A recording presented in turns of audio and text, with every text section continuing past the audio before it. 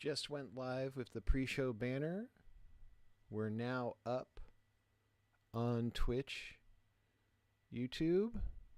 You know, you got your little 5-something second lag. There we go. Go into my stream manager.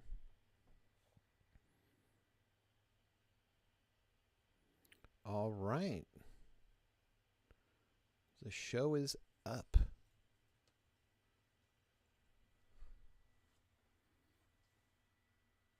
I hope I remember how to draw.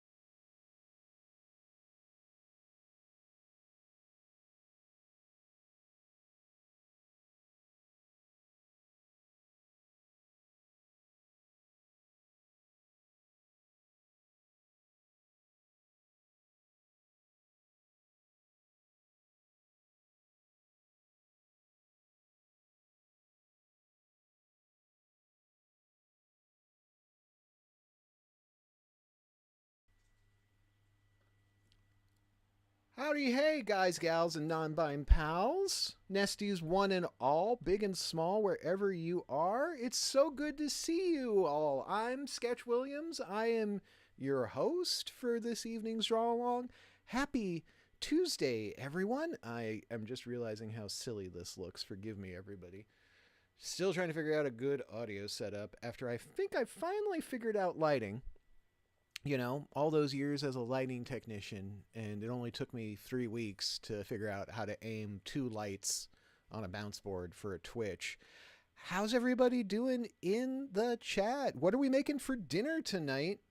And how do we feel about tonight's workshop topic? How do we feel about doing some drapery? Capes, cowls?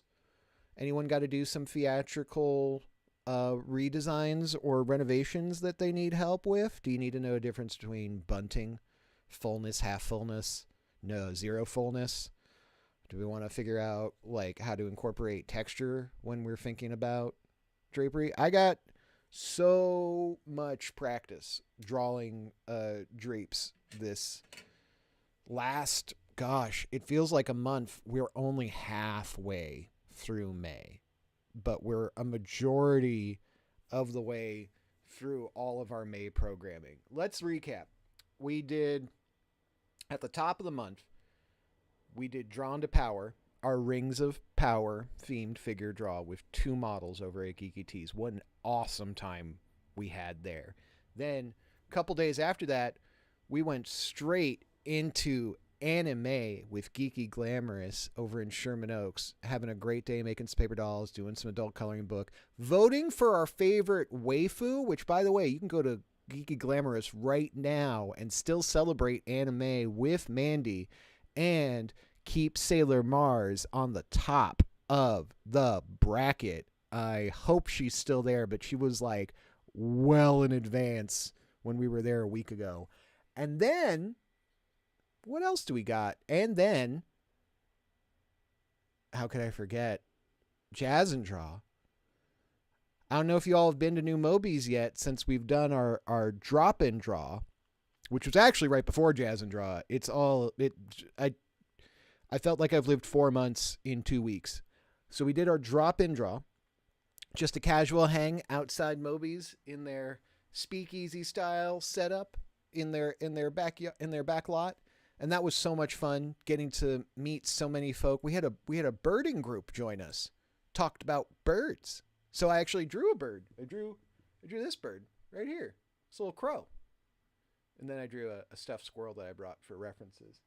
And then, see, I should have just looked at this. Then you'll remember we did our hair exercise and workshop last Tuesday.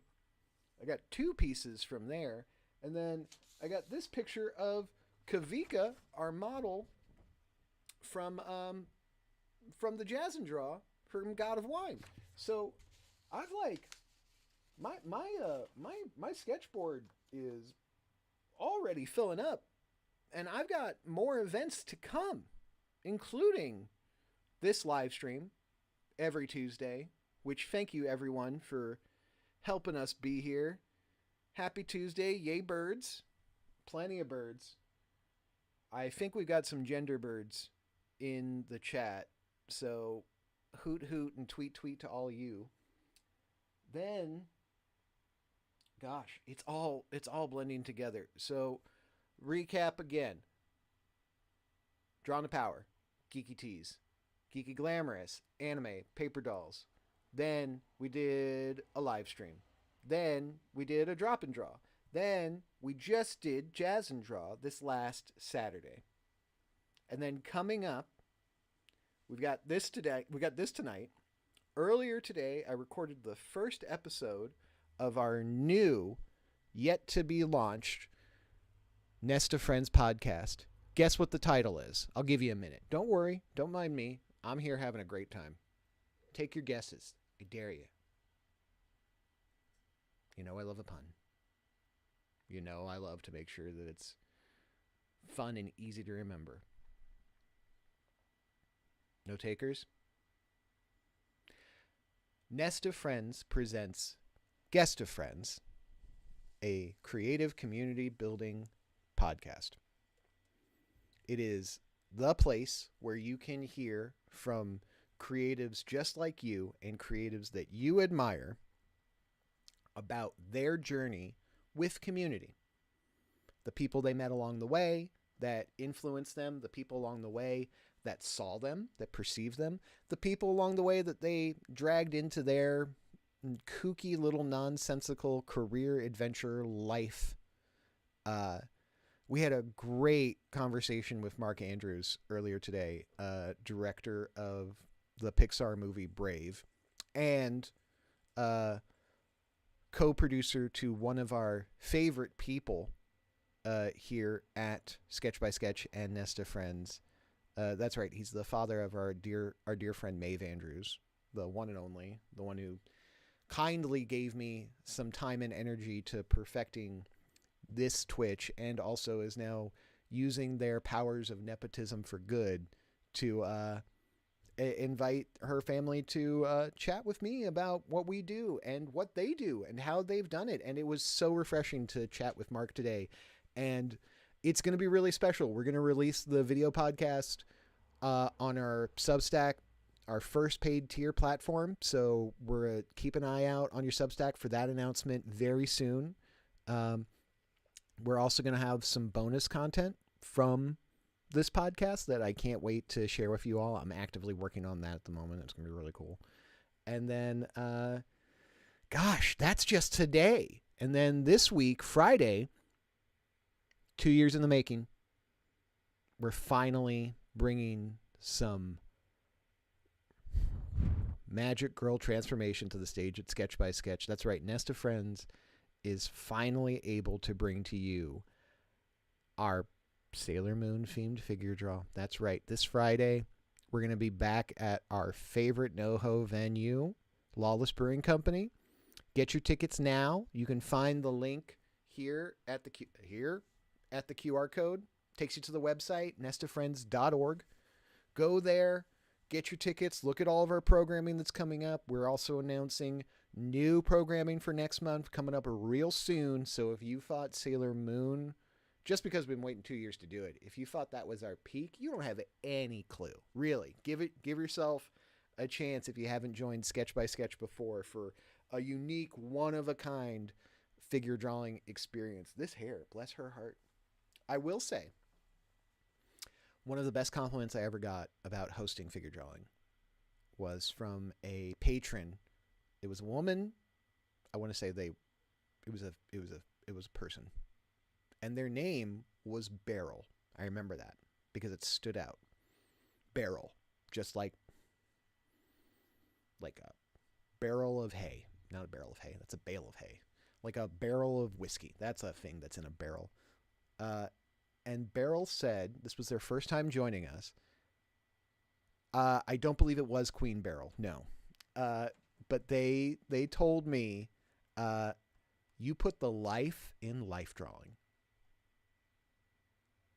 I was like, if my life was a book, that's going right on the dust jacket. Oh, it was not a Sailor Moon reference. I'm so sorry, Miss Poops McClure. I'm not that smart. Very pretty, just not that bright. I mean, a little bit, especially with this lighting. How's this lighting look, everybody? Do we like it? Do we want it in a different direction? Your input is welcome. I'm actually kind of proud of it. I think I've finally found a way to not wash out my pale, transparent skin. I hope I'm coming through clear for all of you and that you can hear me well and handsomely. Let me see if I can just turn this up just a scotch. Tippy-tappy, tippy-tappy. Yeah. Well, hey, you're all here to do some drawing.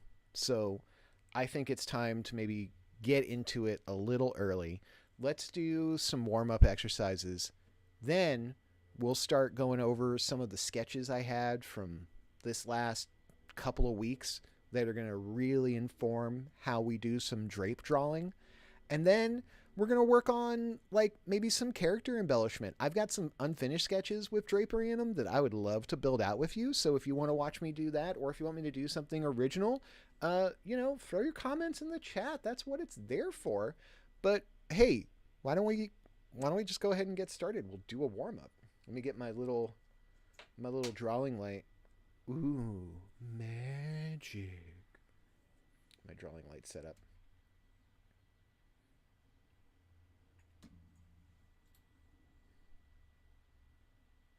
That's cute. All right, let's do a transition. Ready? Ooh, wow. Oh, don't be that way. You were just working. There she is. Look at her working now. Let's see how long it takes for her to freeze up on me. I don't like how pixelated it's already coming across for you all. I hope this clears up for everybody. You know what? Let's get a nice pencil in here. We're going to do some 30-second warm-ups to get ourselves started this evening. Let me move my mic a little bit better for everybody. And yeah, I've got the chat right in front of me. So let's start with some just quick gesture warm-ups here with my new favorite partner, Gyozanada. We're going to talk more about this fun project and what that has to do with our free crafting workshops over at Catnip Flea this Sunday. That's right, it's not just Sailor Moon. We've also are going to be at the Catnip Flea again. If you're in Magnolia Boulevard here in Burbank, come check us out and join us for a fun time. Let's do some 30-second warm-ups. I'm already not liking this pen. That's a 3. She's kind of dry.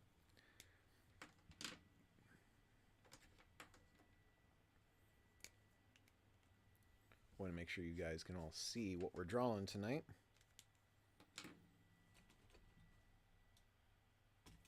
Get a nice thick pencil or a thick brush. What's everyone like to draw with? I like to draw, if I'm drawing with a pencil, like an art pencil, traditionally I love to draw with B. I'll go as high as 12B.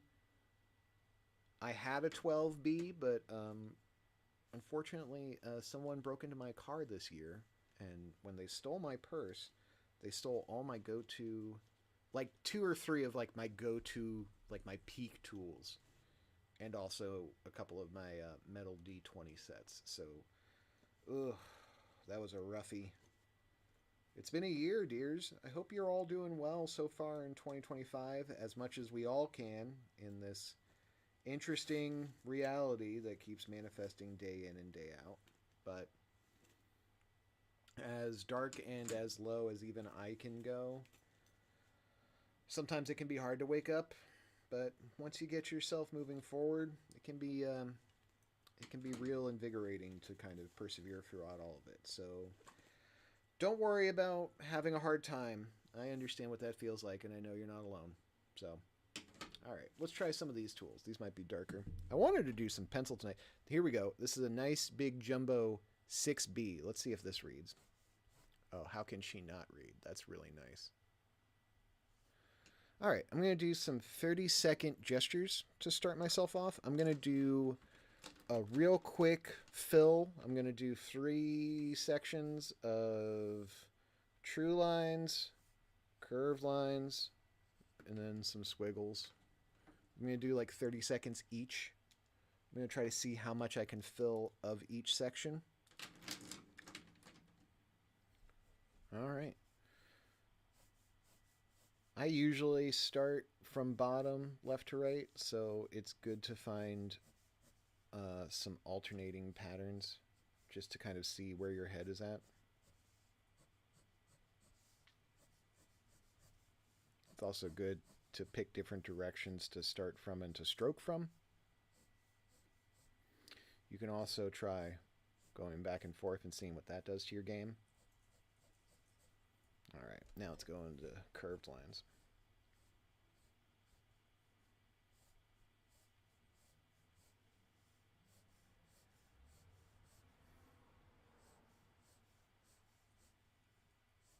What's good about doing these little quick gesture workouts is it shows you what you can do when you pick up a tool. And if you know your muscle memory game, it can definitely make things a lot more perceivable as you kind of like decipher your own work. Let's move on to squiggles. I think when we're all trying to improve our draftsmanship, it's good because if your game is to get like longer strokes or tighter tighter groupings, doing these kinds of workouts with the right kinds of tools can show you what you're trying to do, even when you don't necessarily have the language to do it. It's how you build your own common reference for yourself as an artist. All right. Nice little quick warm up.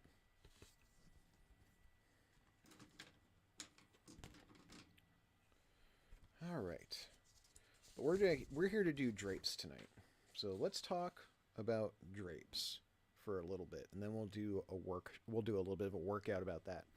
So a lot of drapes and folds have the same solutions that we look for in regular drawing. You want to look for patterns and you want to look for shape language. So if you imagine a square drape, just a carpet, a towel, and that's your 0 point. Flat, uniform, one-dimensional bird's eye view of a drape. Something you can do is break it down into smaller pieces like this, and then knowing that this is your stroke length, this is as large as it'll be, try to see what you can take away without losing this shape's identity. I'll show you what I mean. It can be as simple as trying to add like a crease in one corner.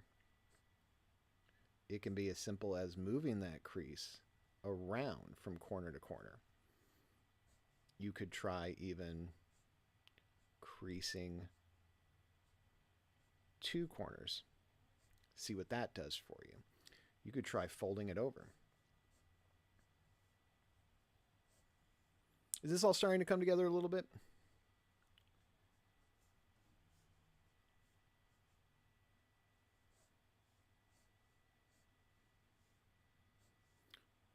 What's important is to show relationships with the shape. And these are simple. Now, if I try to make it more complex,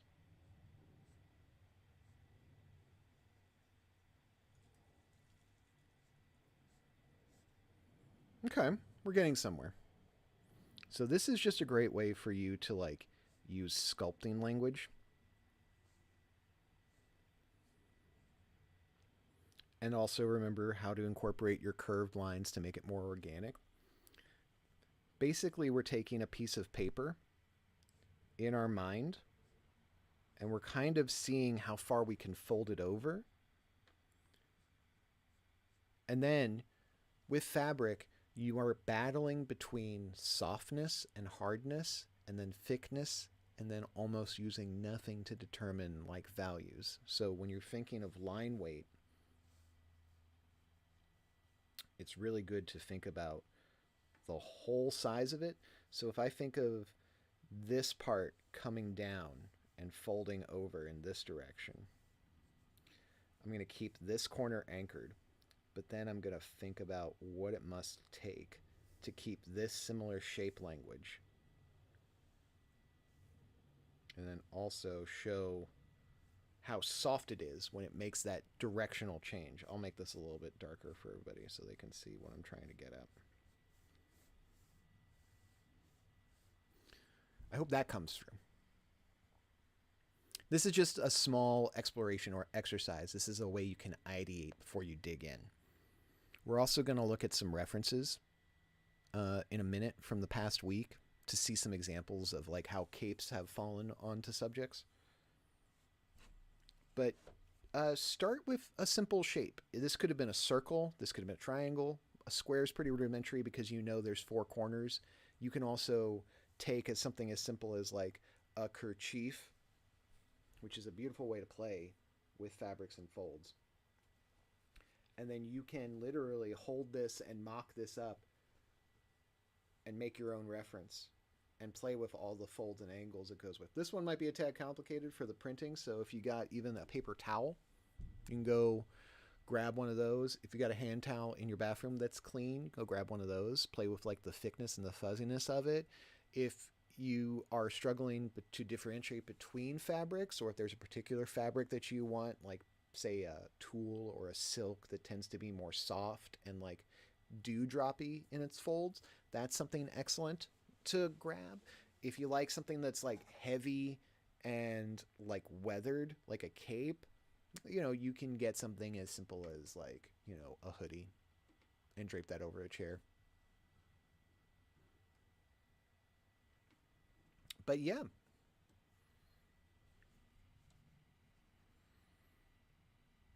Here, I'm going to play with corners right now.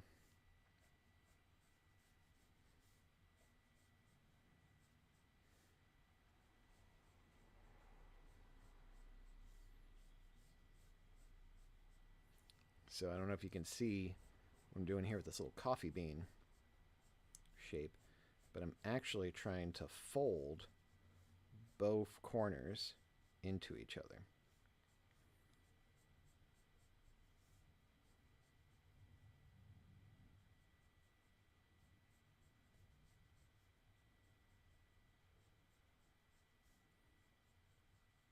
Trying to define that value set.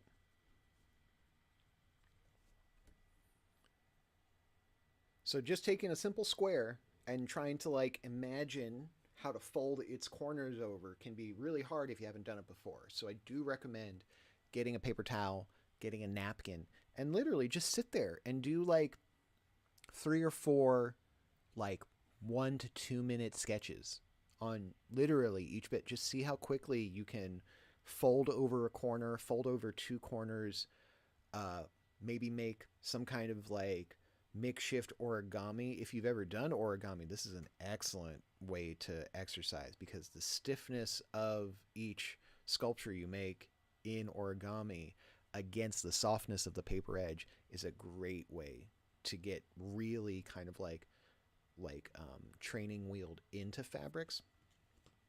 So I'm sorry I didn't bring any of my origami today, but I think starting with a simple shape. And then here, let's try something more complicated. We've done like single folds. Let's see if we can do additional folds. So what I'm trying to say is if I make a zigzag,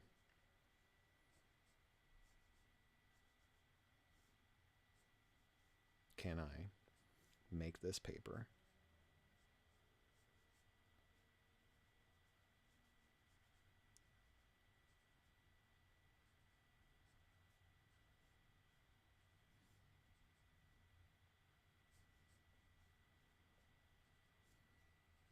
There we go.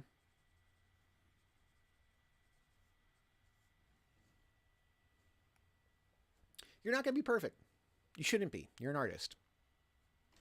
Remember, it's okay to stumble and discover. In fact, that's the beauty of drawing, is discovery. And I think this is an excellent demonstration of ideation from your beginning all the way to your continued exploration. The more pages you make like this, the more you inform yourself on some basics that you can add on. So, let's take some fabric. Take a paper towel if you've got some at home. If you do have a kerchief or a pair of socks even, clean, please be clean. Why don't you just take them, let them be loosened up, shake them out, and then like throw it on the bed and take a picture of it. Just like that. Just throw it down. All right. Now I'm going to try and draw this. Let's start with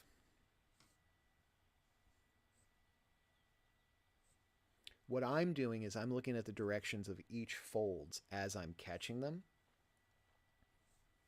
And then I'm finding their outer edge. Remember, we talked about silhouettes when we did the hair workshop. This is kind of the same principle. As I go around my reference, I'm taking a mental note of where the light is hitting it the hardest.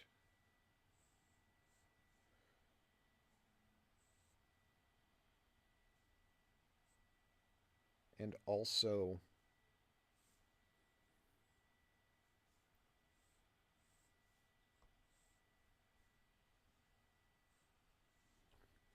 where the light is hitting it, and also where I want to indicate folds without taking away too much of my main idea, which is here's a kerchief. I'm being light with my touch, and then at some point I'm going to be overly confident, and I'm just going to go nutty once I go into pen. I've got a 5-minute timer on for this one. So I'm going to see how much I can get out in this 5-minute block. And the goal is to not overthink anything. The goal is to kind of just take in my reference, look to my left, see what I can glean, make some informed decisions as quickly as possible with my lines. I'm using the direction of my stroke to kind of break up my idea of what I'm thinking, where there's going to be a harder value, when there's going to be a thicker line, when there's going to be no lines to indicate light, when do I need to supplement my layers to make the body feel comfortable. When to overdraw, when to underdraw, when to indicate seams, when and what directions am I going to stroke to indicate the line language that I'm looking to transpose. This is why it's good to warm up with true lines, C lines, and S lines, so you can see with the same tool that you're using that moment where you're at.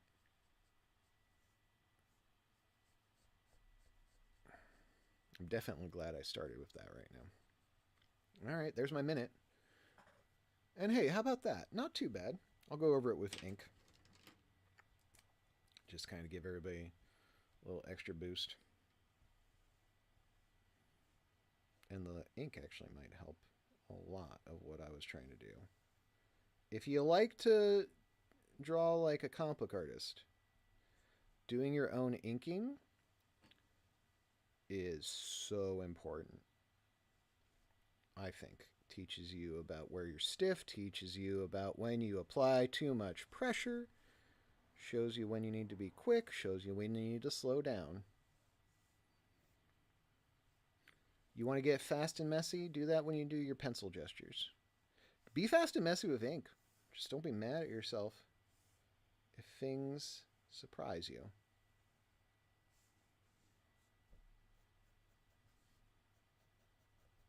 Being cautious of my groupings between different line thicknesses and pressures, just to make sure I don't lose what I built, even though I'm just doing some dalliances of ink. But look at that. That's pretty good. Here, I'll even hold the fabric. That's pretty damn close to what we were trying to do. My angle's a little bit different than your angle, but trust me, that's pretty darn close. And even if it ain't, this is better than nothing on the page. So what a nice little 5-minute workout. This actually was a bit of a 12-minute workout from our gesture warm-ups with our single line exercises all the way into like taking some time to work on some shape ideation and playing with different ideas of creases and folds to ultimately just finding a thing and deciding, you know what, 5 minutes on a timer, let's see what I can do. This is what we do when we do sketch by sketch figure draws, is kind of we throw you into it. We just start with a timer, hot and fast, usually with 3-minute poses. Then we go into 5-minute poses, and that's our first act. We'll do a set of 5 threes followed by 3 5s to give you a nice amount of sketching and drawing in different directions and in different with orientations for where our model is doing, to really like kind of open you up, loosen you up, get you out of your way, and stop getting you hyperfixated on the things that you obsess over that keep you from making that dope work you love to do. Sorry, I'm still figuring out my lighting sitch. That's a little better. If I put you here, is that better? No, that's a huge shadow. Constantly improving here at Sketch by Sketch.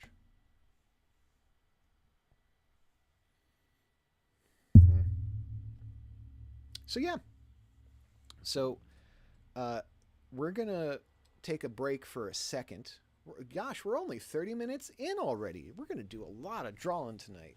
Let's talk about some of the drawing we did this week. How about this? Why don't I go back and transition? Main screen, look at us. Ooh, lighting. Better, not great. So we talked a little bit about our God of Wine themed figure draw from this last week.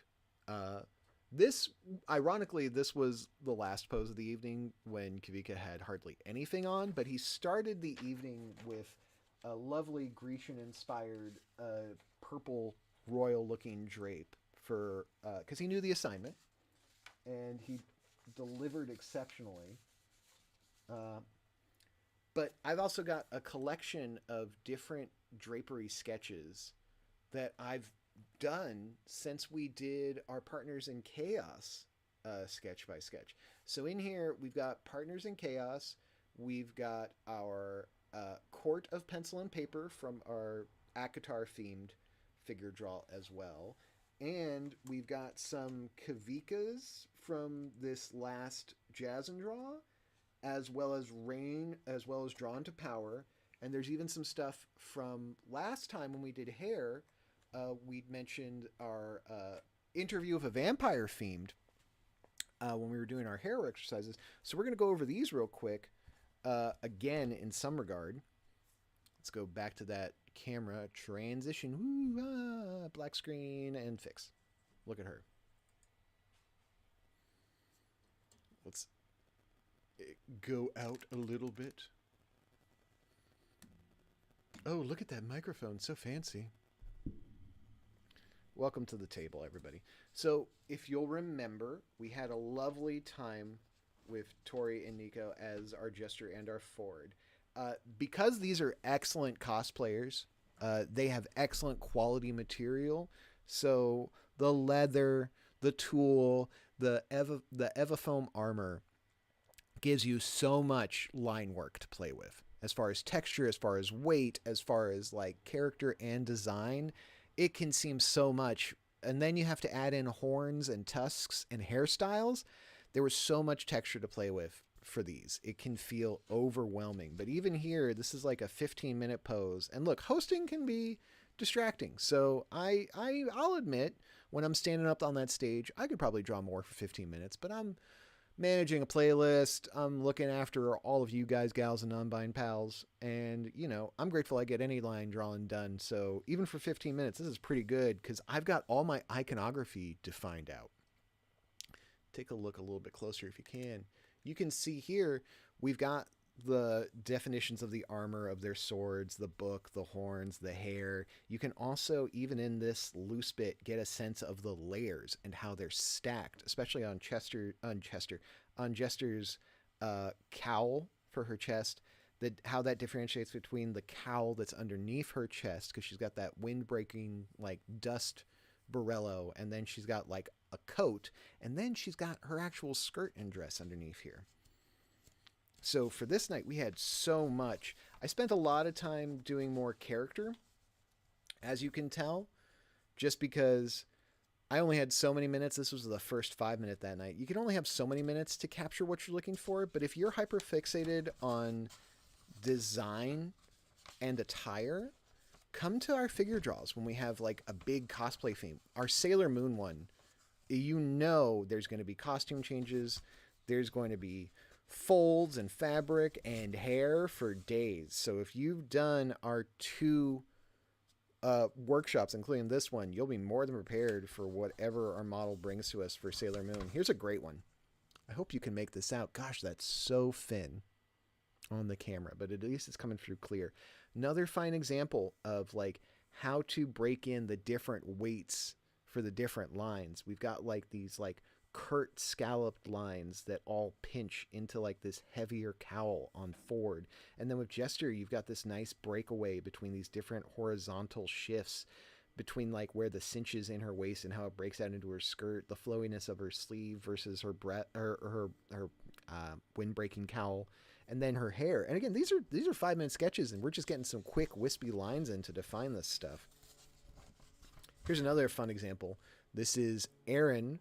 This is our one of our 3-minute sketches from Reign of Power, lots of cowl when he was playing this character for us. So, like, overswept bunting on the shoulder, all pinching at this, like, brooch close to his neck. He had this stacked collar that was the same weight as the rest of the cowl, so it really showed how the material kind of like bunted and collected. You can see that much better in this sketch right here. Really get a sense for like how he and Liz like went hard on this cosplay, because you'd think, oh, a couple of gray like cowls that are heavy, what could be easier? But it's still so hard because they have these iconic poses. They have such well-defined character attributes that even when two people put on the same attire, how do you help them stand out? They've obviously got their poses. They obviously have character and silhouette defining hair, but even just the way they stand, that ripples through the folds in the fabric. And that can create some unique shape language between the two of them. I noticed that the way Aaron carried himself, a lot of the folds in his fabric came up a little more angular, very much triangular, versus Liz's came across more scalloped, which is to say they had this like crescent moon to some degree involved in each of the folds. And to my knowledge, because these two work really closely together as cosplayers, it was still the same fabric between their two cosplays. So what was really telling when you look at references is that while you might be trying to quote unquote like repurpose or reutilize something that you directly are ingesting from your reference material, it's still important to use a discerning eye as an artist to make decisions based on what you're seeing.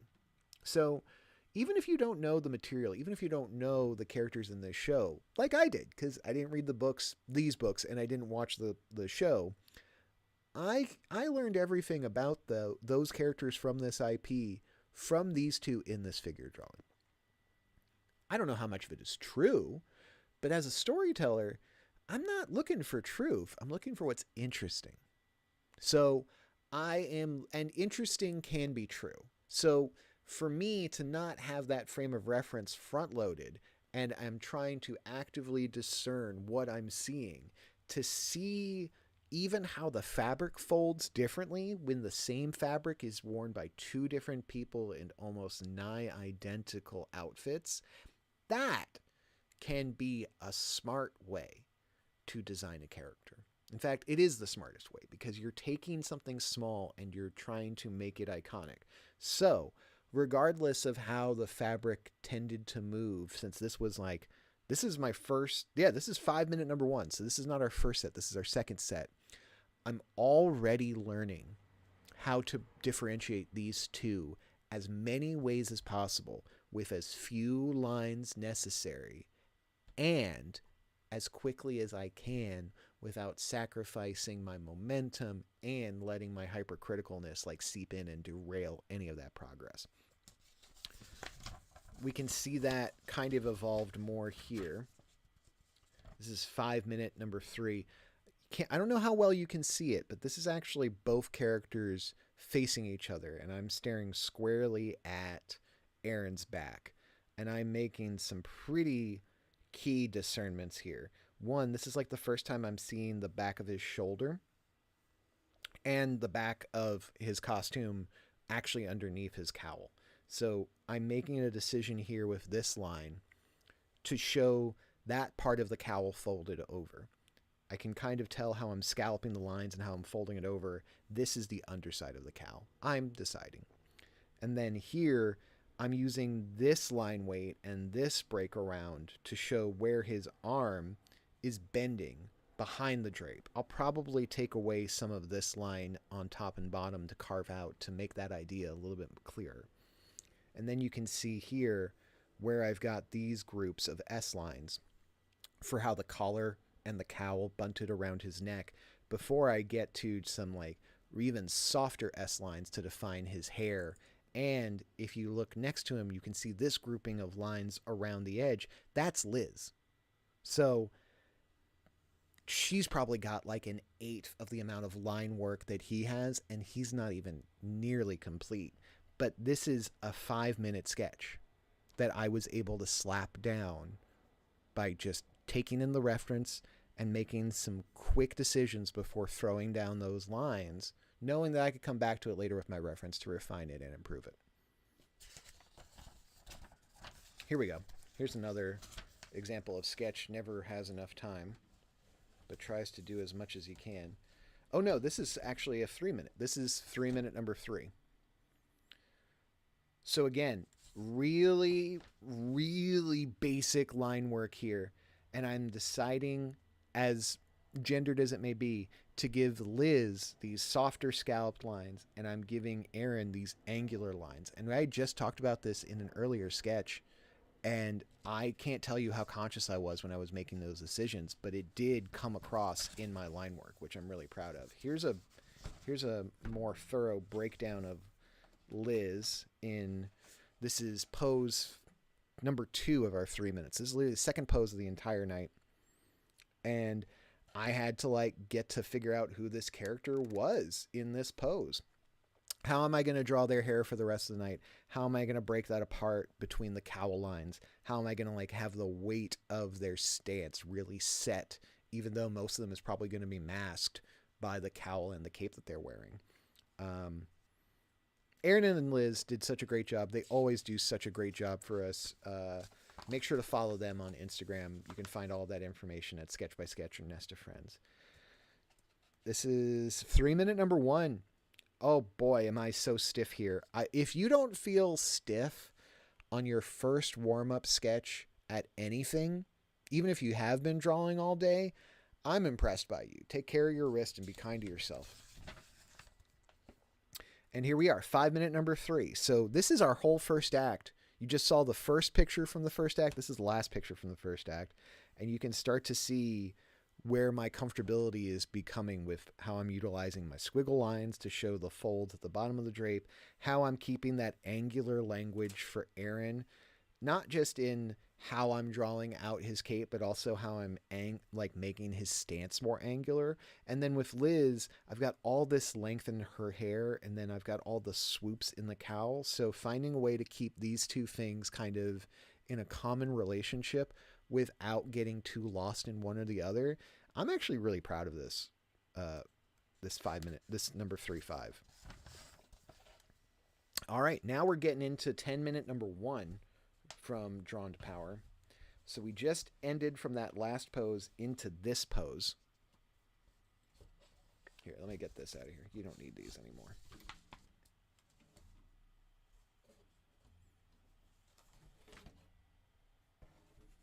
So I really am actually proud of this 10-minute sketch.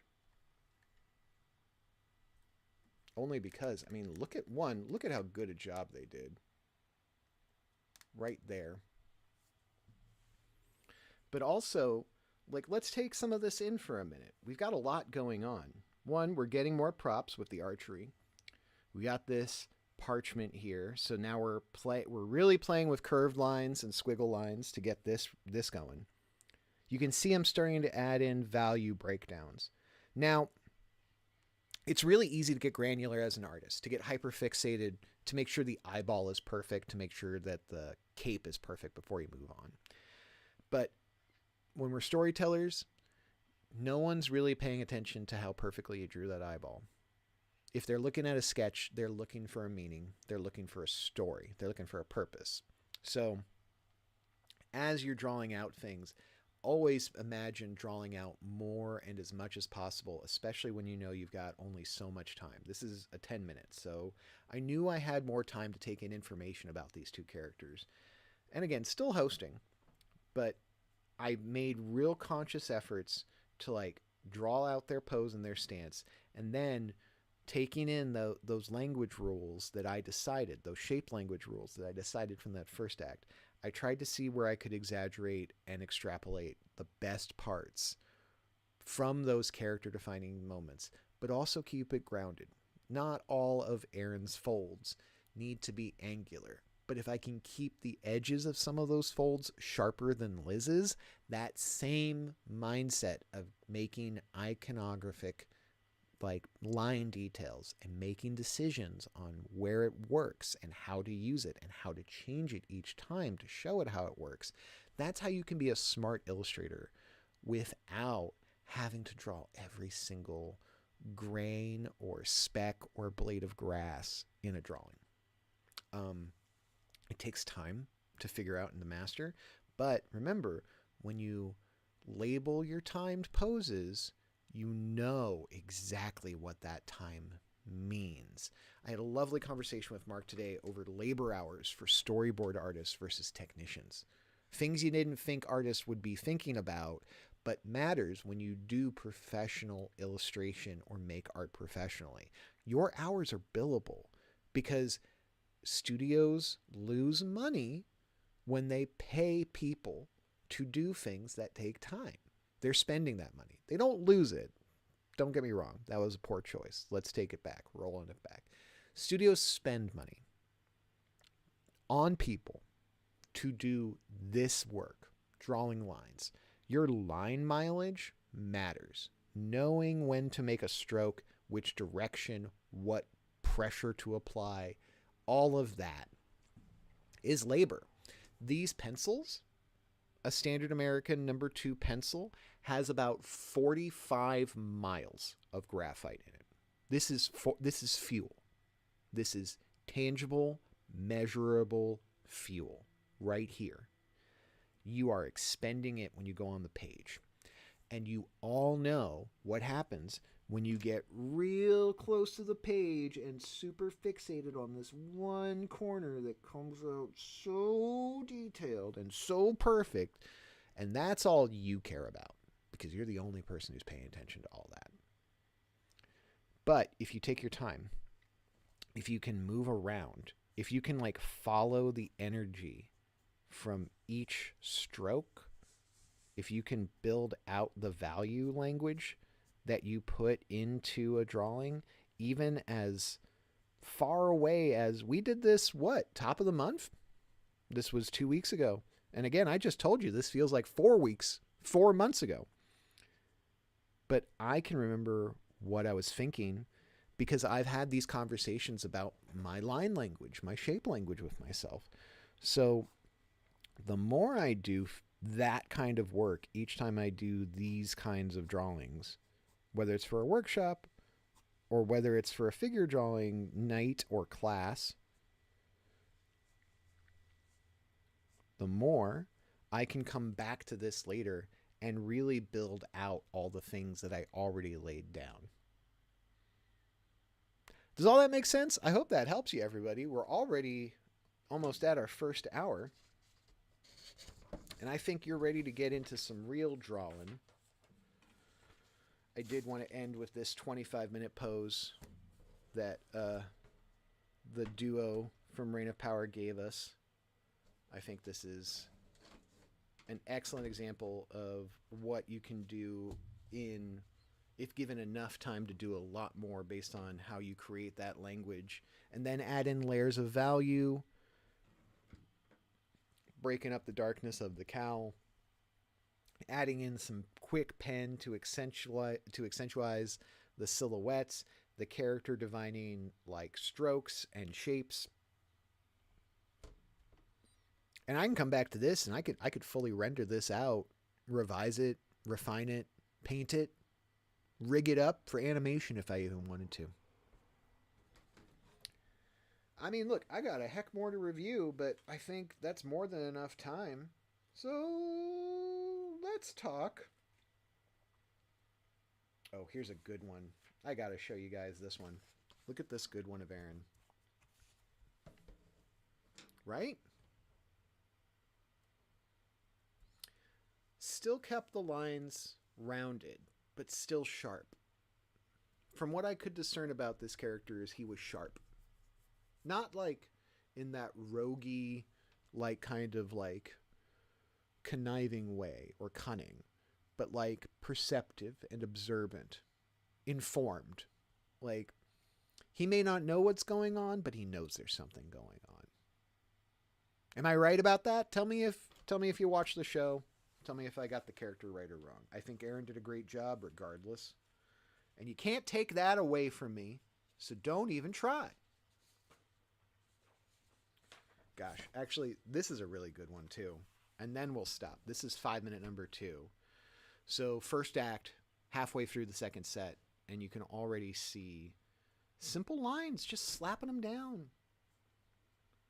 Making angular choices, making gradient choices, making focal choices. Look at these groupings of these little like trio of break-off lines. I'm showing myself how heavy I want each part of this drape to be when I go back and redraw it. That, for me, is just the language I create for myself. What kind of line architecture, what kind of line mileage are you taking account of when you draw? Sometimes we all think drawing is just throwing down a huge mess and carving it into something. And it can be. I'm not saying it can't be. I've done it.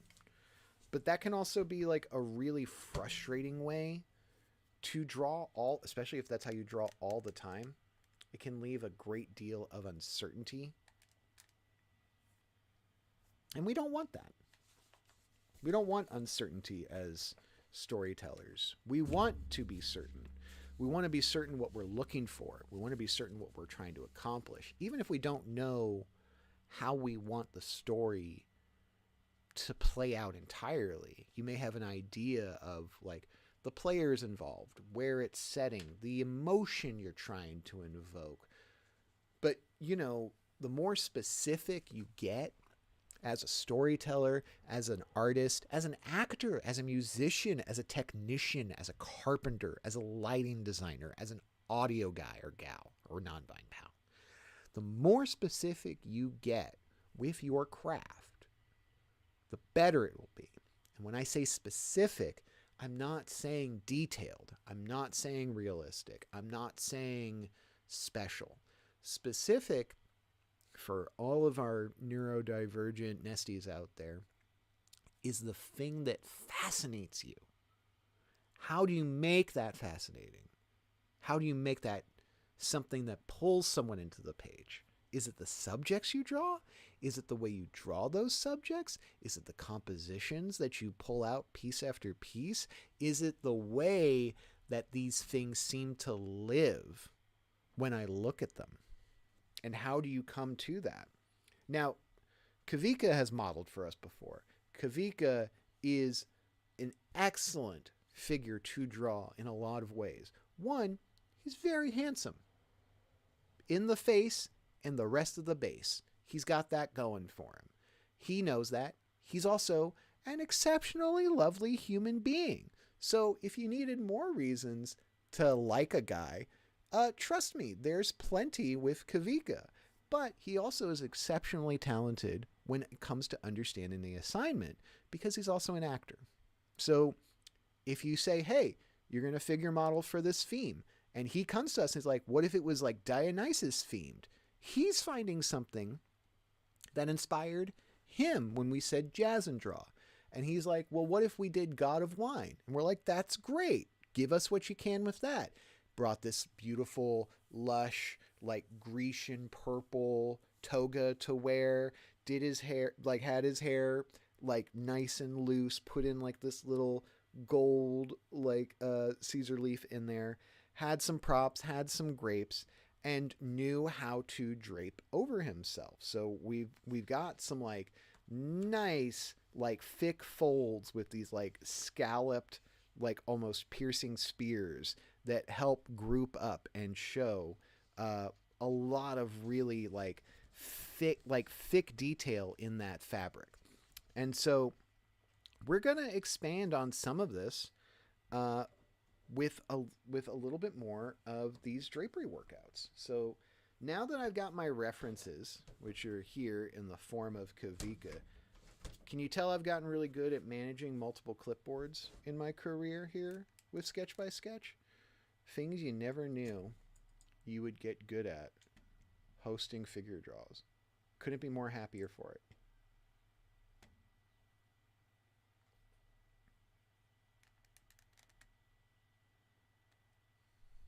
All right. Let's do some drawing. Drawing. Drawing. Does anyone else... Is this my mid-Atlantic accent showing itself? Does anyone else pronounce drawing with an L? Like if you get a little lazy in the tongue, do you ever call it drawing? Drawing? Drawing versus drawing? Drawing?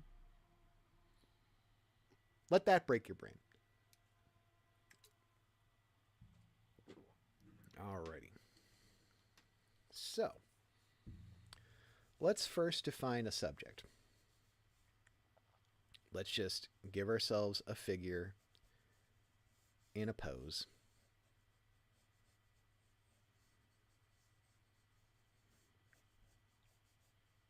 I'm going to give this guy a bit of a slouching on the bar kind of vibe. Give him some wine.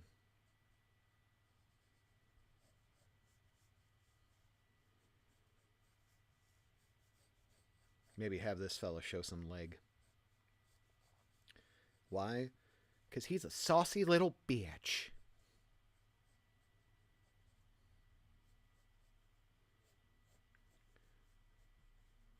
And I'm gonna put a toga on him just like Kavika wore.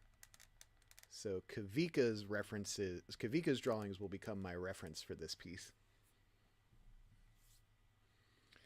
And with Kavika, I'm going to emphasize shapes like this, where I can get kind of like these loose folded scallops and these like long kind of like cat-like spheres into the folds of the fabric. And then I'm going to also break up these shapes with like some like angular obtuse triangles that trail off that kind of accentuate the fabric folds to a degree. Sorry, I'm realizing some of you can't see that.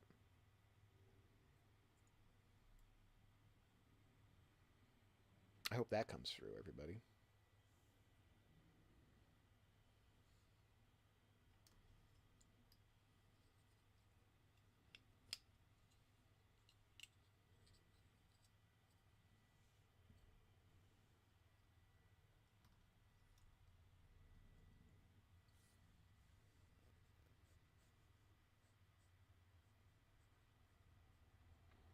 Don't be afraid to like do some external grouping first. So I'm just kind of defining where the folds will land and where they'll fall, where they'll bunt, where they'll group up.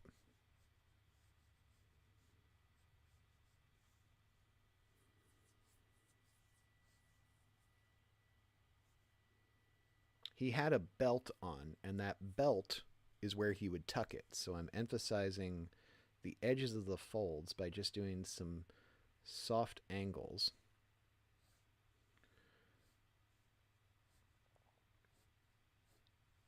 The whole time I'm being mindful of like where these folds are gonna like group, where they're gonna fall off, how long it is.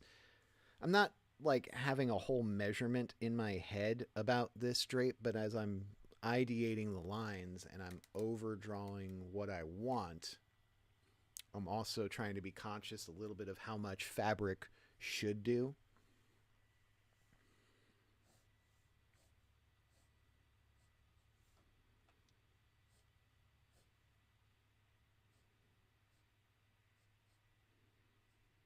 Anyone caught up on Hacks on HBO Max?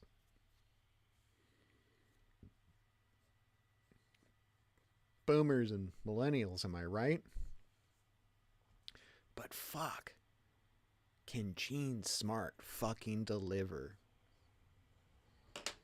We are all blessed to be living in the era of Jean Smart. She is episode after episode just master classing the fuck as a performer.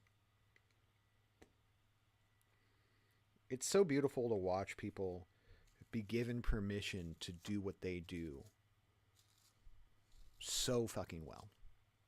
And having watched Jean Smart the last couple of years, especially after growing up watching Designing Women, and to see her still be on top of her game and out outpacing anyone else. I mean, it's a great time to be consuming that kind of media.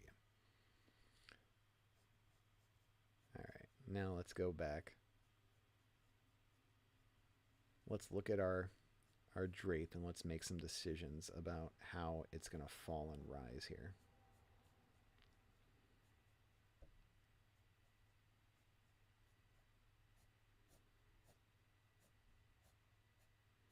So I was using a 6B to like get in my gesture work. Now I'm just using a good old sketch by sketch true number 2 to throw down some detail and value lines and also some textures to help break things down so I can keep track of what I'm doing.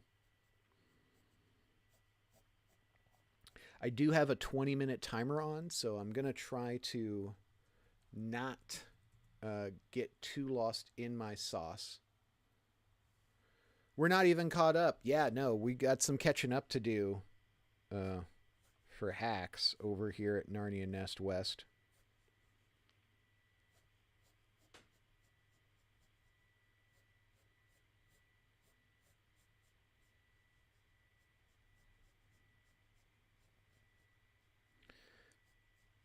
There's weight to fabric, so it's always good to keep your heavier and thicker lines towards the bottom or the bottom side or the underside of your folds without overdrawing so much of the edges that you lose any sense of its weight and how the light is affecting it.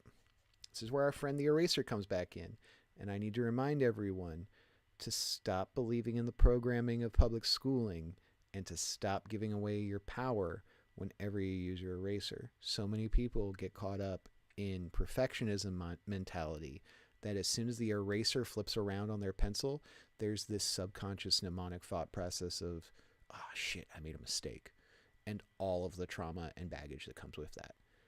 Your eraser is like a knife. It's like a chisel. It's like a jackhammer. It's not there to take away your mistakes. It's there to improve the work you've already done.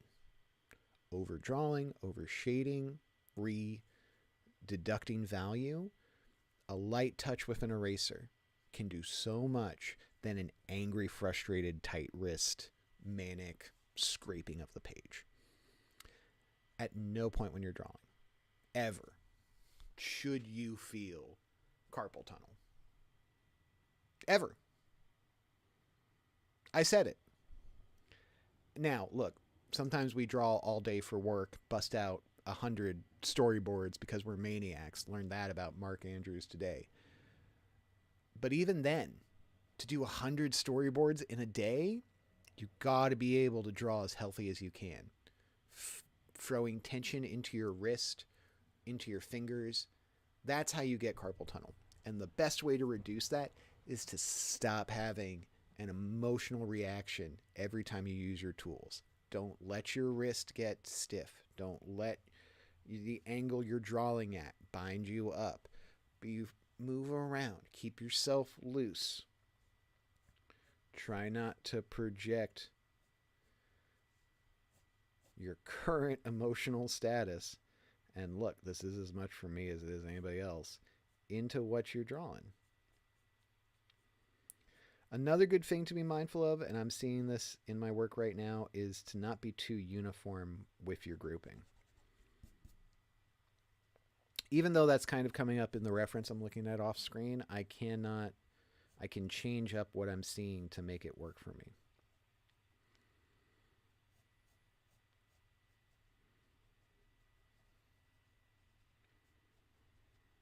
If you want the best way to avoid carpal tunnel, never hold your pencil like this on top of your index finger. Tuck it between your index and your middle finger. Just try that real quick. Go from this and then go from this. Did you notice how the tension in your hand, even just holding it, no pressure here, no pressure in the fingers and the thumbs, just let it sit right here, like loose as a goose. Just let this sit in your hand without falling out. Then transition from that to this. Do you feel how that tension in your wrist immediately disappears the second you go from here to here? That's why you get carpal tunnel. The reason you get carpal tunnel is because you are drawing with your whole body, and your whole body extends right. Your whole body when you're drawing extends into the arm that you draw with, and it goes down the line from your head to your spine to your shoulder to your elbow to your wrist. But as soon as it gets to the wrist, when you draw like this, all of that direction that was uniform and going this way now goes off to the side here, and you're fighting against everything you're working with: shoulder, heads, hips, feet if you're standing. You're fighting against your whole body when you hold a pencil and you do anything like this, including writing. But if you want to make sure you never have carpal tunnel again and draw and handwrite for hours and days in, take your pencil and tuck it between your index and your middle finger. You're already, look at where the way the pencil is sitting. See how much more in line that is with my whole wrist and the direction I want to draw. As soon as I go this way, I have to turn my wrist a little bit. And I'm twerking my whole arm. Why would you want to do that? Do this. I did this for 30 years of my life. Since I was 4 years old, this is how I did it. And literally, like, I want to say lockdown. So 5 years ago, I decided to start doing this. I haven't been able to stop drawing since. And I've been drawing since I was 4 years old, and this expedited my game. So be kind to yourself, be kind to your body. Learn how to hold the tool that works for you the way that it allows you to work the most without hurting yourself. If this way doesn't work, maybe there's another way. But I can tell you what doesn't work: doing this, because I did that for 3 decades. And my drawing has felt smoother, more fluid, more natural. It feels more effortless when I do it this way. So do yourselves a favor. If it feels wrong, it's wrong. Doesn't mean you need to know the right way to do it, but you should give yourself permission to try different things until you find something that clicks. When we do sketch by sketch, I always bring all of my art supplies for all of you to use, because I tried using them. I've held on to them for decades, and I didn't like them, but they're good, beautiful art supplies, and they may be what's perfect for you. So if you bring your favorite stuff, but you feel kind of stuck in what you do, come to Sketch by Sketch. Make sure to visit our Nest of Friends table. Sure, we've got merch, but we've also got, 20 years of Copic markers and pens and microns and a bunch of like Basili pencils that are not the right grade or didn't create the line craft that I was, craving. But maybe it will for you. And at the very least, it maybe will make you appreciate the tools you already have all the more. And if you steal those tools, I'll be sad, but I really hope you steal them because they do give you the life and inspiration you're looking for. Because, if I were using them, I'd be drawing with them right now.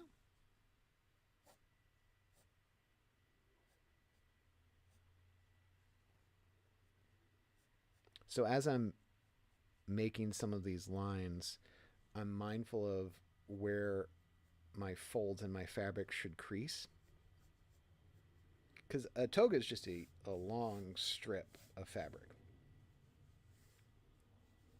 So I'm deciding how he's going to wrap this around himself as I'm drawing this. And I'm also making decisions on how thick it is as he does it.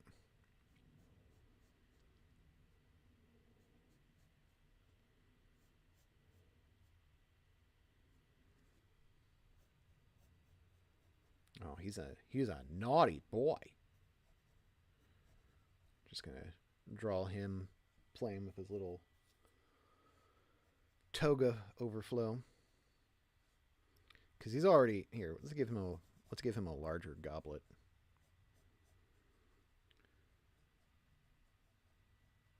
A fellow this ready to party needs to be properly sauced.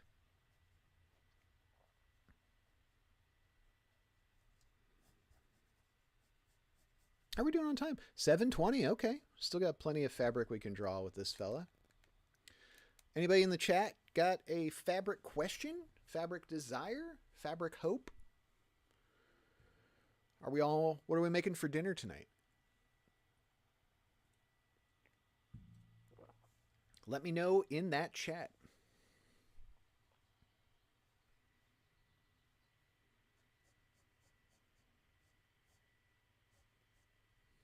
You know what? Maybe it's time to pivot from stream beats. Let's go into a Sketch by Sketch playlist. Which, if you want to learn more about the Sketch by Sketch playlists, scan the QR code right here. Right here below me, under my face. Go check out Sketch by Sketch Tunes on Instagram. Give us a follow.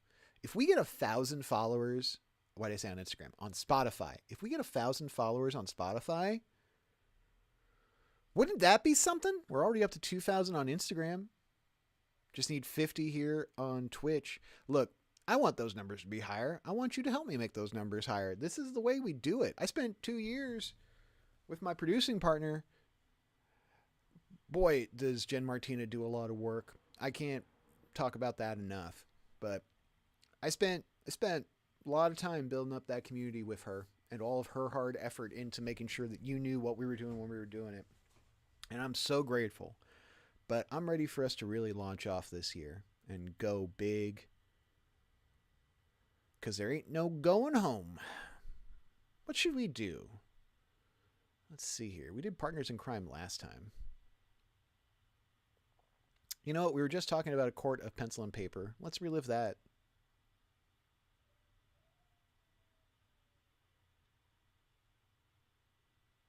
Here, let's go into an Aurora song. She's fun. If you're watching along on YouTube and you're like, oh man, I want to be able to listen to the cool ass playlist, don't worry, you can go right over to Spotify and just put it on while you're listening to me gab. If you're listening to the VOD on Twitch, same story for you. I don't know why you didn't want to join us live, but that's okay. You got busy lives. I'm not mad at you. I'm just going back and making some value decisions where the light is falling, how it's falling, so I can make sure I'm defining the weight I want for each of these fabrics and how I want them to fall. Sometimes adding in some shade value can really show you what you need to correct. This guy's definitely showing his leg day swole goals.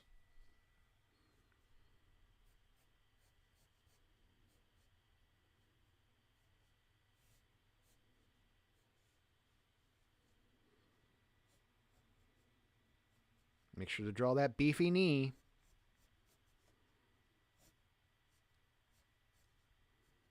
Speaking of beefy knee, lots of bees out this spring. Really happy to see them pollinating.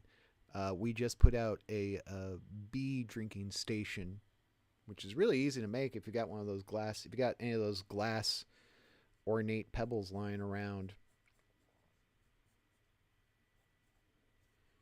I guess we'll give this guy some abs. Give him some sick 8-pack. Show off. Give him one of those beefy shoulders everyone's so thirsty for. Put in some tri-game.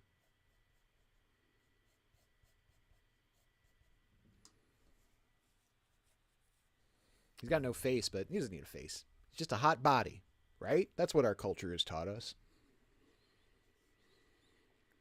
Why be a personality or a person when you could just be a product? Okay, got a little lost in my sauce as this line tailed off, but that's okay.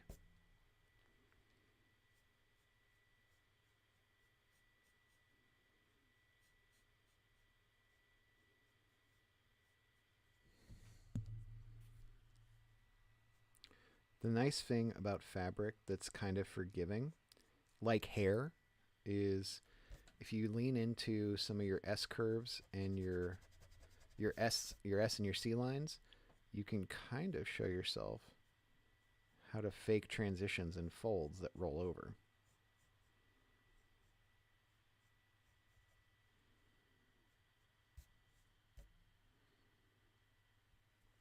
The trick is making sure the weight of those decisions you alter gets translated, because it's all a ripple effect. Fabric, like hair, is like water. It all stems from a major impact, each crease, each fold, and it reverberates. So you lose the effect. As soon as you make a decision to pinch fabric here, you have to realize that over here, that pinch is going to spread the rest of the fabric out from that point. And all of those things cascade on top of each other. That's why people hate drawing fabrics and hair, especially long hair, because cascading causes so much confusion when you're just trying to find your flow state and then go right into making impactful line work. And look, it's admirable to be able to throw down lines as quickly as possible and to do it as efficiently as possible. But you got to do some nitty gritty work. You got to sit with an idea, with a process long enough to see what does and doesn't bop for you. Let's take a look at some pens, see which one I can play with. Here's a nice consistent one. What's this? This is a Precision V5 Rollerball Extra Fine. I'm going to say it's probably like a 2 or a 3 maybe. You can call that extra fine. Is that what they called it? Did I just add that? No, extra fine. They call it extra fine. Okay. Well, let's see what we can do with this extra fine.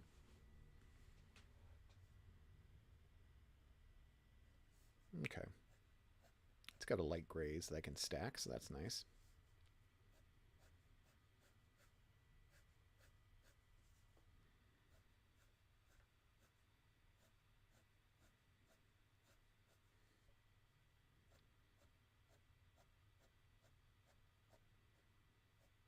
You might find more success with like quill ink, especially when you're playing with thickness and fullness in your line mileage.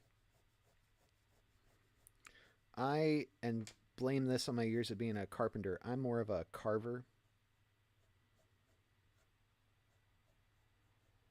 When it comes to inking, I like to like etch in and stack my line work, which isn't necessarily the most efficient, but for the way I work, it brings the most satisfaction, and it gives me a lot of texture buildup that I really find gratifying.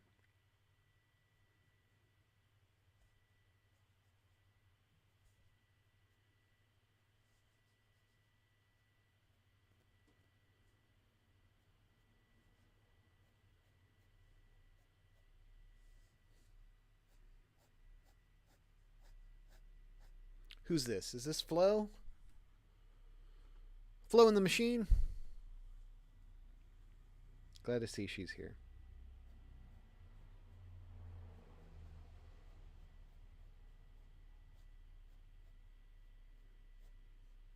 We know we all have hunger. It's almost dinner time. Not enough of my lurkers in chat are hitting me up and pestering me.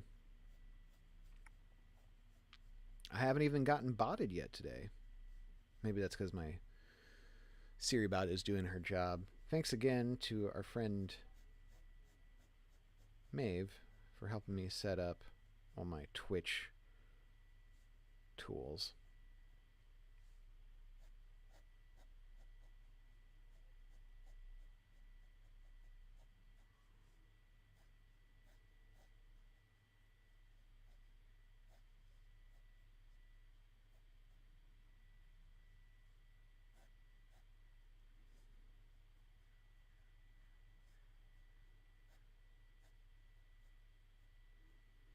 And if you're looking for a fun watch, go check out Supergiant Robot Brothers on Netflix.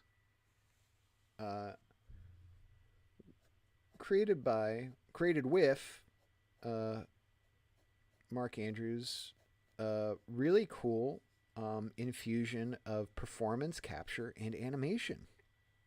It definitely creates a new kind of animation. And I know people get real bothered by the idea of motion capture kind of like taking away work from people who do some nitty gritty. But I will say, uh, watching that technology in its behind the scenes and its BTS, it's while yeah, it might change the current status quo, which by the way isn't working out too well for anyone who likes to dig their heels at this moment.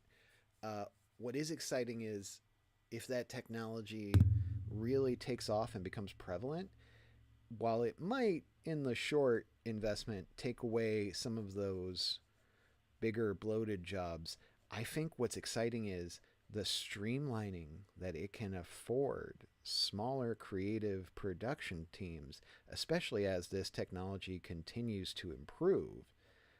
I mean, we've all been on YouTube. We've seen how go back and look at an animation passion pitch that someone built in 2024. Then go back and look at one that someone published in 2014. Then go back to 2004.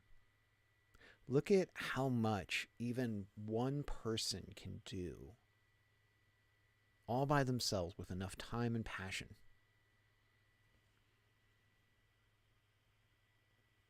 Then imagine the technology that's around us right now. I'm talking stagecraft with, all of the Baby Yoda stuff, and then what Mark was doing with this performance capture technology for traditional 3D animated pipeline for a children's cartoon on Netflix. It's it's a technology that could be streamlined and accessible to so many people. And if that production pipeline keeps advancing the way it does, imagine the amount of content a single person could create. That's that's a really that's a really exciting reality to be a part of. And I think as a visual storyteller like myself, that is a world worth being in and definitely helping to foster to make sure it doesn't get abused or take advantage of. Because yeah, short term it'll probably eat into some like really bloated budgets, which for a lot of people a bloated budget means that more people can pay rent. No one not people getting rich, but if a bloated budget meant more people could work on a thing or there's more hours to work on a thing, which also takes away from your passion if you're part of those projects that aren't yours. Imagine what you could do with a technology that allows you to go work on this bigger project, but then also gives you the time and space and ability to tell your own project, multiplied by how many of us, and then multiplied by the amount of other projects that are going to be proliferated by studios and bigger production houses because they have access to that same technology. Yeah, dude, that's a heck of a world to be a part of right now. Kind of, kind of grateful for it a tad. Not saying it couldn't be better.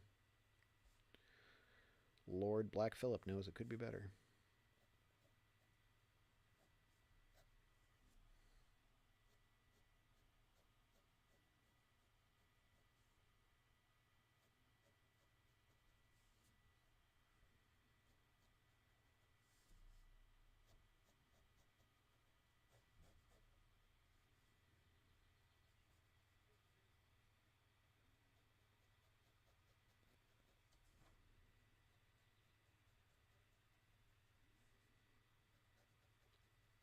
Thank you everyone for being here, for lurking wherever you are, near and far.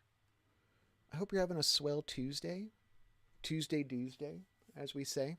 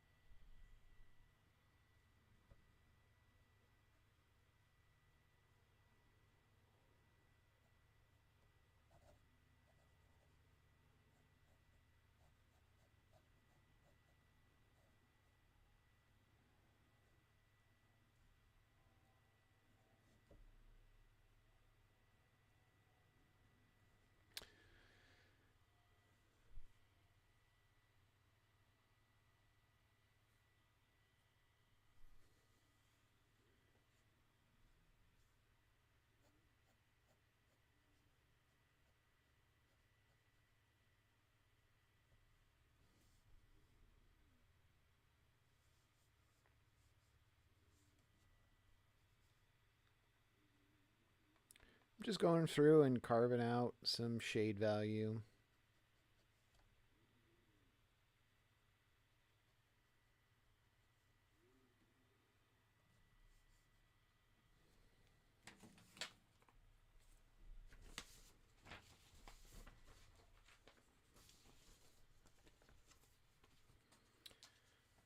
We've all done so much tonight already, and I hope if you're rewatching this at home that you're doing some of these assignments for yourself as a little fun bonus. Because I'm already looking at this and I'm thinking, look, I've got warm-ups I can expound upon. I've got exercises and explorations to catalog this journey. I've got my practice reference to really test what I'm seeing and how I'm doing it. I did this in like 15 minutes. Not even. I think it was like closer to 10. If I gave myself 20 minutes, how many more of these I could do? If I give myself 30 minutes, I'm filling up a good section of my portfolio just by doing that. And now I'm doing this fabric study. And in fact, let's remind myself, fabric.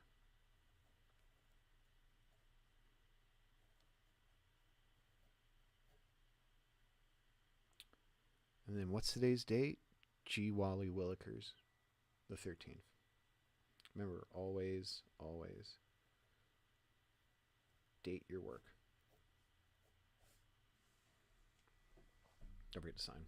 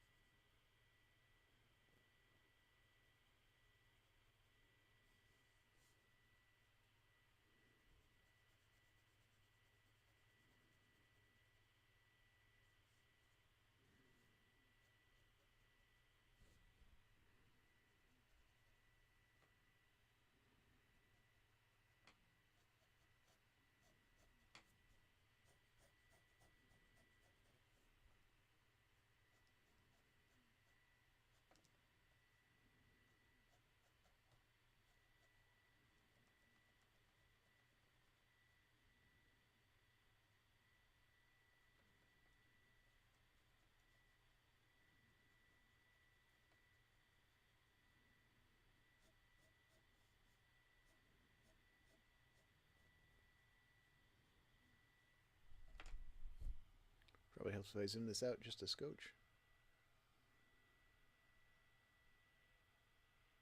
There it is.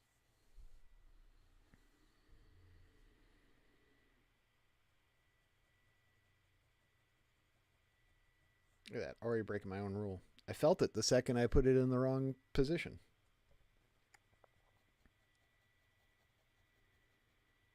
I tell you, just put it here between your fingers. You'll feel how easy it is to draw, to write, to hold a tool that way. I don't know who decided this was the way to hold anything. I don't even use my spoon and fork this way anymore. Somebody tried to make fun of me doing it, and I snapped back real fucking quick. I'm like, you do it. Do it right now. Put that pen between your hands. Put them in the fingers right there. Write your name. Tell me that doesn't feel better. Go ahead. Try your signature. Do it. Practice your signature. Practice your signature doing this. If you can write your signature 10 times and it feels better holding the tool this way, that's the way you should be drawing. That's what I told myself.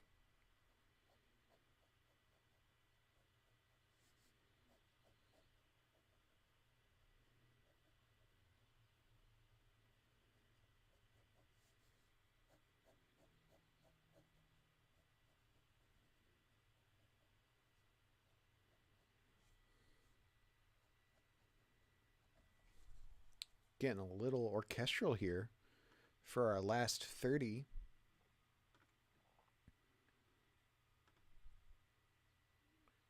Sarah Bareilles. Beseech my sapphic songbird heart.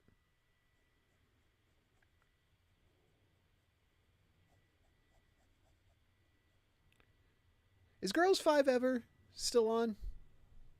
Did it wrap? I know it went from Peacock to Netflix. So which such a bold move. Peacock to Netflix. Interesting timeline to be a part of.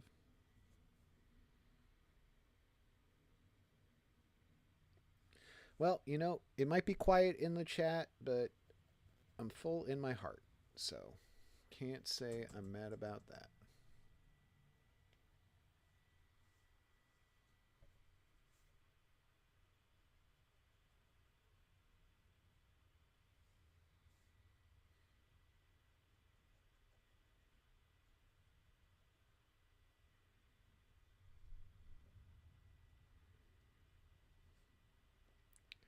We're still young here on Twitch. We're grateful for this time to create. And if you can't meet me today, I'm sure you'll meet me another day. Maybe it'll be at one of our figure draws. Maybe it'll be out and about. I didn't even give this guy a face. That's how much I don't care about him. I'm just focused on the body, yaddy, yaddy. Thanks, Megan. Remember, everybody, bad bitches have bad days too. So, it's okay to be kind to yourself. It's actually encouraged for you to be kind to yourself. But hey, look at this. We've done over an hour and change of just raw drawing. This is awesome. I'm going to pivot into working on one of the earlier sketches from our previous one, because I was staring at these drawings of Kavika, and I was thinking this would be a fun way to wrap up the night, because I want to elaborate on this a little bit and make sure to share it with all of our community members. And I just untied my shoe, so let me tie it back up before I get Final Destination.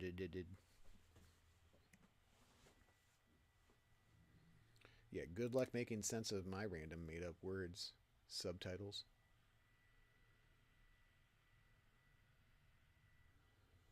All right.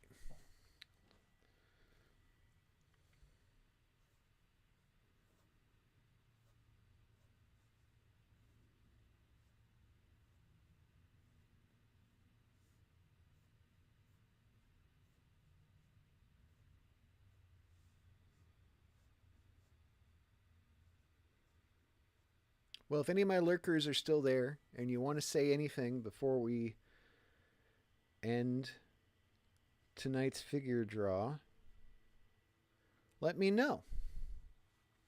What shows do you need to get caught up on?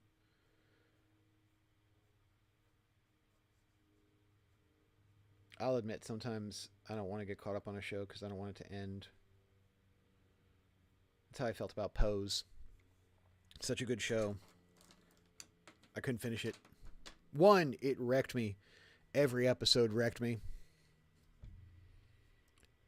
And that talent deserves to be recognized. I'm not saying I'm the reason they got canceled. We watched them in syndication well afterwards, but boy, every episode wrecked me.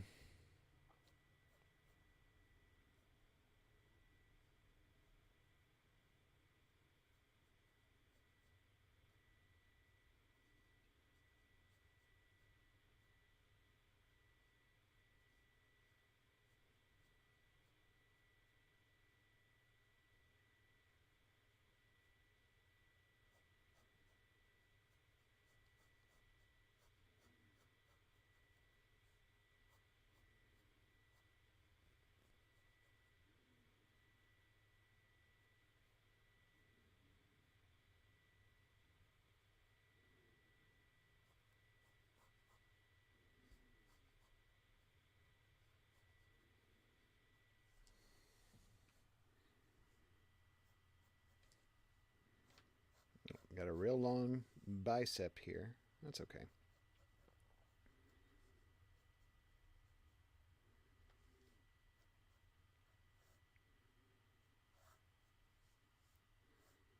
Old Devil Moon, one of my favorites. Jen just sang that at Roll the Dice over on Magnolia Boulevard. A month ago? Was that a month ago?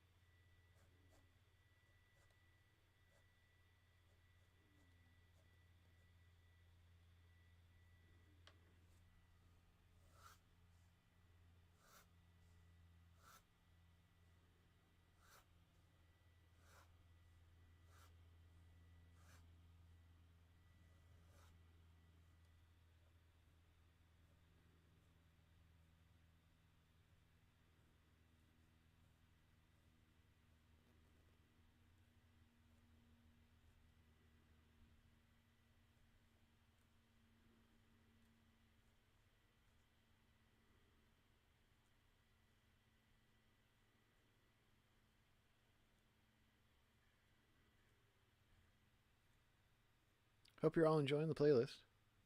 Those of you who are lurking.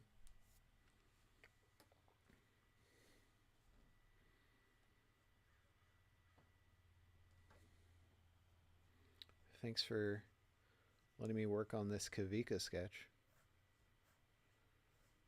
for our last 20 minutes.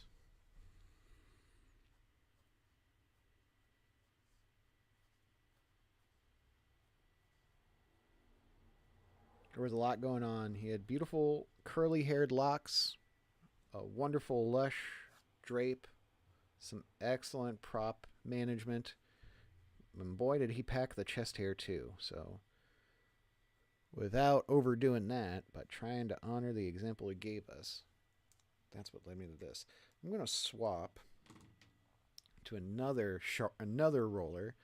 This is supposedly a 0.5 from Sharpie, but it does put out a nice dark line. I'm not going to lie. I don't hate it. And as you'll see, this guy has already leaked over this hand. So Precision V5, Sharpie roller. Let's see who does a little bit better this time. Okay. Definitely a darker line. Definitely easier to stack off of.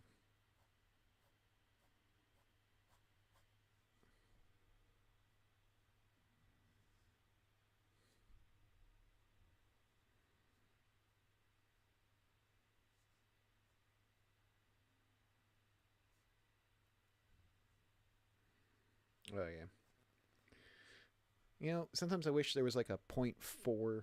I mean, there are with like the Sakuras, but I think in our world, the pedestrian world, it would be nice to have more universally accepted pen and pencil sizes, but that's not mass consumerism, and that's not how capitalism likes to capitalize. Womp womp.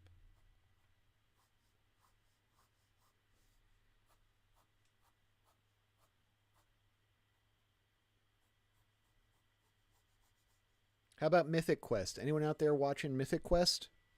Were they really sad when it got canceled 2 days after Side Quest came out and then they had to go back? Yeah, I farted, whatever.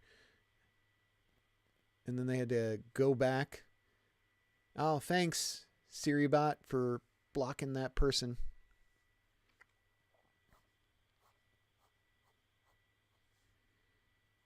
Spoke too soon when I said the bots wouldn't get here.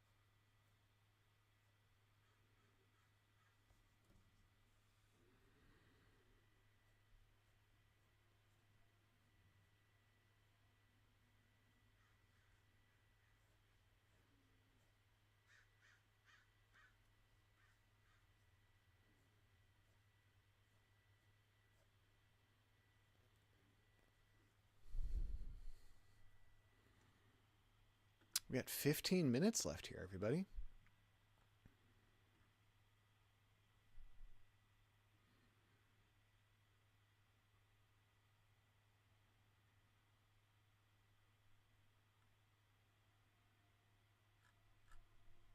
What would you even do if you paid for viewers on your Twitch? Like, that's sad. Like, I get it. Everyone's got a growth model. Everyone's trying to survive. Everyone's trying to pay rent, doing streaming. I'm going to pivot to talking head. Hey, everybody. I get it. So what? I got my lurkers. I got, you know, all this content to generate. And, right now, the audience that I want, they're not here yet. And I'm okay with that. Because I'd rather build real connection and then wait for that to pop off than to even try to, like, fake my way to it. Sure, you need money to even make that money. Right. But also, if I were just sitting here and with a bunch of paid viewers, I mean, what's worse? Doing it alone and just having the content that you can clip and generate and mine from later? Or, like actually like bothering to have a community that you can rely on, that you can build, that you can foster, that you can find. And look at our previous videos. This is a black void and it's already getting full of all the stuff that we're making, even in the short time I've been doing this Twitch after 2 years of doing this figure draw. And I feel really proud of looking behind me and seeing this not virtual, real filled up studio and being able to have the space and the way to like share that with you all. So, I'm kind of elated, even though some of my usuals aren't here to like support this and to say hey, which is okay. We've all got lives and Tuesdays to Tuesday. But I'm super proud of all the work that I've been doing and that Jen has been doing and that all of our volunteers have jumped in on to be a part of, to make all of these things happen, to get us to the platforms that we're at, even to start over fresh. We're starting this podcast. We just started this Twitch. We started doing Jazz and Draw on the regular. We're going to also start bringing workshops into the real world. So if you want to learn these tips and tricks IRL, we're going to start offering opportunities for that. Pop-up marks. I'm kind of amazed just taking this brief time to like actually think and appreciate all the stuff and all the hard work that we've been able to put into this company. And I owe so much of that to the people in our community. And I owe a lot of it to my producing partner, Jen, because no one's worked harder over the last 2 years than she has to make sure that everyone can find us, that everyone can know what we're doing, and that they can feel supported themselves. Because that's the whole point of Nest of Friends. And that was always the behind the curtain reason for Sketch by Sketch. Sure, it was a figure drawing event, but it was also, for us, it was a tool that we used to meet people. We were two old salty East Coasters who came out to the West Coast in the middle of a wham-demic. No idea what, except we just needed something different. And starting from scratch at our age, look, I wouldn't wish it on anybody. But I've started over a bunch of times in my life. Probably do it a couple more times. Because, I think that is part of living, is being able to do things, to meet people, to gain experience, to gain skills and memory and joy, and build off of those things together. And to leave a mark, to leave an imprint, which we've talked about before in the past.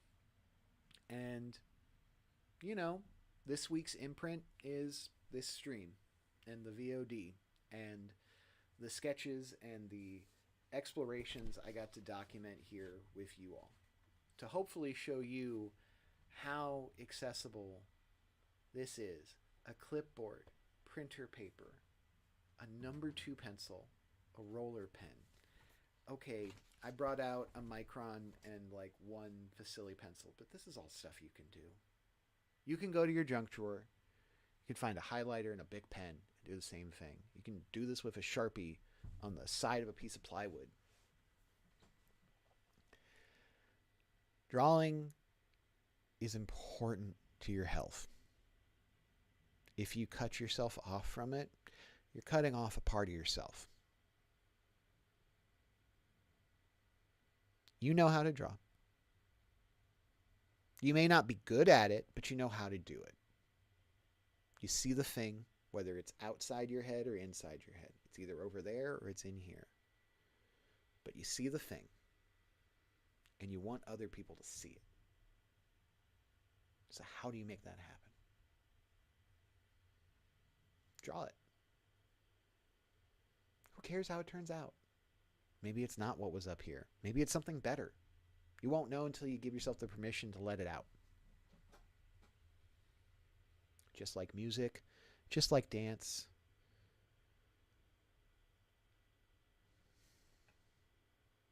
Yeah. There is so much. I've had a couple of dropped frames during this live stream. I guess my encoder's a little overclocked. Thanks, OBS. Well, regardless of my technical woes, I hope you all at home, either tonight or at some point in the future when you stumble upon this clip or this VOD, that the message is still just as true from this point onward to the rest of your life. That you need to be bold. I won't spoil more because some of this is what I learned from the podcast earlier, but bold things happen when bold actions are taken. And sometimes people around you will respond to that boldness. And if it's inspiring, if it's captivating, if it's heartwarming, if it tugs at something inside someone else, that's inspiration. And if you can bring that person along with you, that's community. That's communion. That's special. And we live in a world with so many languages, with so many reasons. There's so few universal things. Music is universal. Math is universal. But even those things can't get all of the ideas out. So when those things fail, draw it. If you can't write it, if you can't gesture it into existence, grab a pencil, grab a paper, just doodle it out.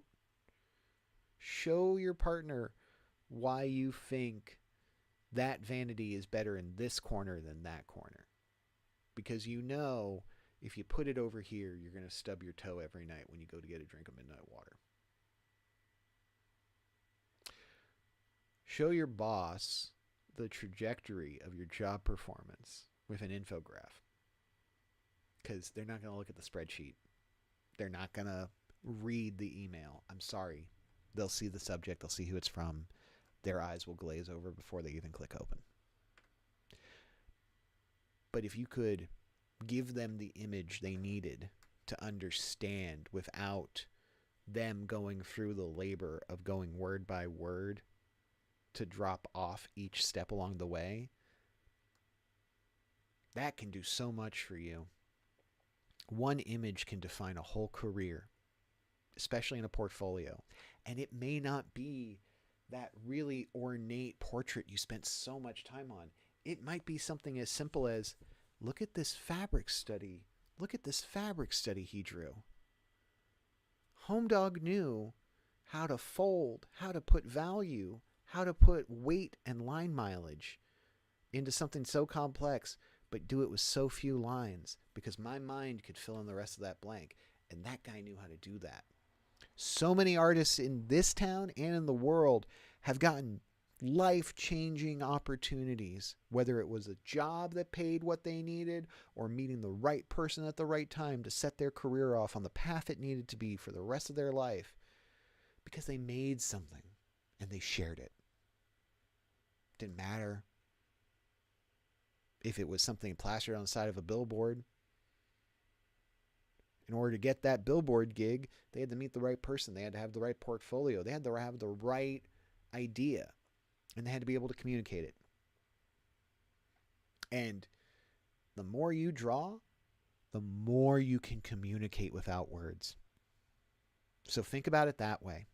Regardless of if you want to be an artist, regardless if you want to be an animator, if you want to draw comics, if you want to be the first guy from Milwaukee to move to Osaka to be part of a Japanese anime, regardless of how good you are at those things, if you're just a guy, gal, or non-binary pal going about their life trying to find their way,